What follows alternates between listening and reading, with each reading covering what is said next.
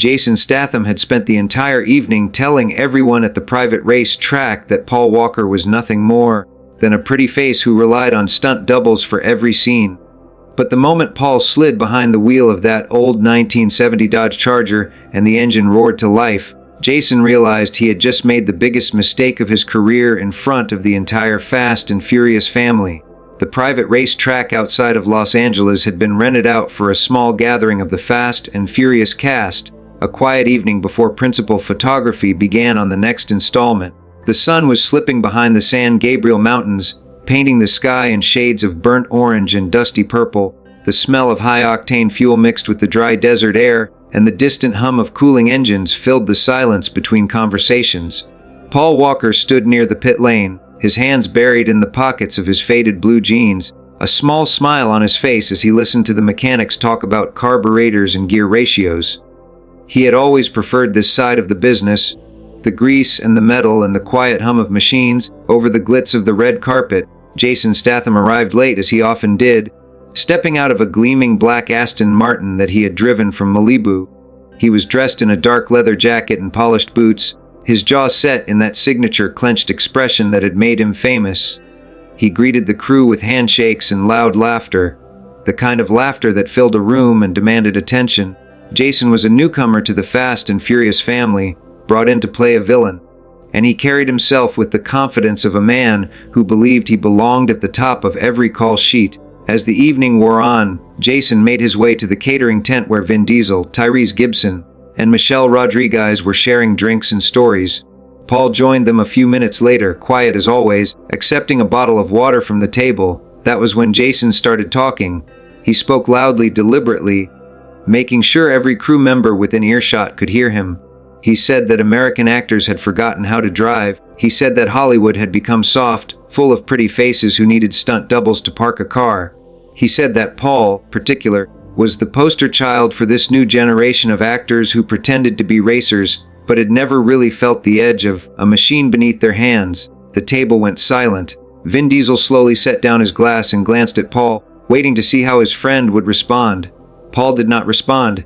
He simply took a slow sip of his water, smiled faintly, and looked out toward the track. Jason, emboldened by the silence, laughed and turned to the crew. He challenged Paul, right there in front of everyone, to a single lap around the track. Just the two of them. Jason said he would take the fastest car in the garage, and Paul could take whatever he liked. He said it would be a short lesson in real driving. Paul turned his head slightly, his blue eyes catching the last of the evening light. He did not argue. He did not raise his voice. He simply stood up, walked past Jason, and made his way toward the rear of the garage, where a battered 1970 Dodge Charger sat under a canvas cover. The Charger was old, unrestored, with faded black paint and rust creeping along the rear quarter panels. It belonged to one of the senior mechanics, a man named Walt who had been racing in the desert since the 1960s. Paul had been helping Walt rebuild the engine for the past 6 months, long before this film had even been greenlit. The crew followed, confused, as Paul pulled the cover off the Charger. Jason laughed out loud when he saw it. He asked if Paul was serious. He asked if that rust bucket would even start. Walt, standing near the hood, simply grinned and tossed Paul the keys without a word. Paul slid into the driver's seat, adjusted the mirror, and turned the ignition. The engine did not simply start. It exploded to life with a deep, throaty rumble that shook the walls of the garage. Every head in the building turned. Michelle Rodriguez whispered something under her breath. Vin Diesel crossed his arms and smiled for the first time all evening. Jason, still confident, climbed into a sleek modern sports car, a European machine built for speed and computer-assisted precision. The two cars rolled out onto the starting line. Tyrese volunteered to wave the flag. The air grew thick with anticipation. When the flag dropped, Jason launched forward with a screech of tires and a cloud of smoke, pulling ahead immediately. Paul did not even flinch. He held the Charger steady, letting the engine find its rhythm, trusting the machine he had rebuilt with his own hands. By the first corner, Jason was laughing into his headset, certain he had already won. But something changed on the long back straight. The Charger came alive. Paul downshifted, the engine screamed, and the old Dodge surged forward with a raw mechanical fury that no modern car could replicate. He caught Jason before the second turn, held his line through the banking, and slid past him with a precision that looked almost impossible. The crew erupted. Walt was laughing so hard he had to lean against the pit wall. On the final lap, Paul did something no one expected. He slowed down, let Jason catch up, and then drifted the Charger sideways through the final corner, his hands working the wheel like a musician playing a familiar song. He crossed the finish line backwards, grinning, dust and smoke rolling off the tires in a perfect cinematic cloud.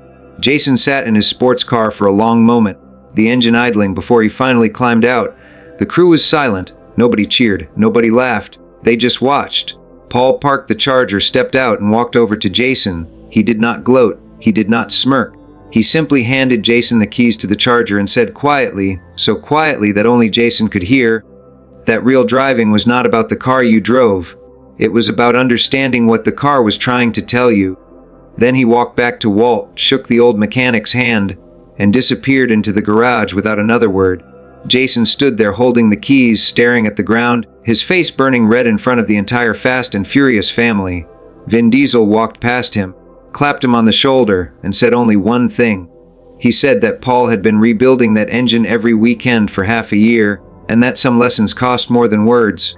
Jason never brought up Paul's driving again. Not that night, not ever. Years later, long after Paul was gone, Jason Statham sat down for an interview and was asked about the cast members who had shaped him the most.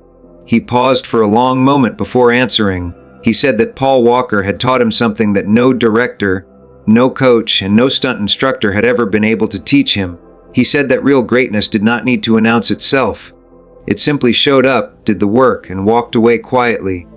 Jason admitted that he had once laughed at Paul, and that Paul had humbled him without ever raising his voice. That night at the track, he said, had changed the way he carried himself for the rest of his life. If this story moved you, hit that like button right now and subscribe to this channel for more untold stories about Paul Walker that Hollywood never wanted you to see. Every week we share real moments that reveal the man behind the legend, the quiet humility, the fierce loyalty, and the unforgettable impact he left on everyone who crossed his path. Drop a comment below and tell us, have you ever been underestimated by someone who thought they were better than you? What did you do? Share this video with someone who needs to remember that true greatness never needs to shout. See you in the next one.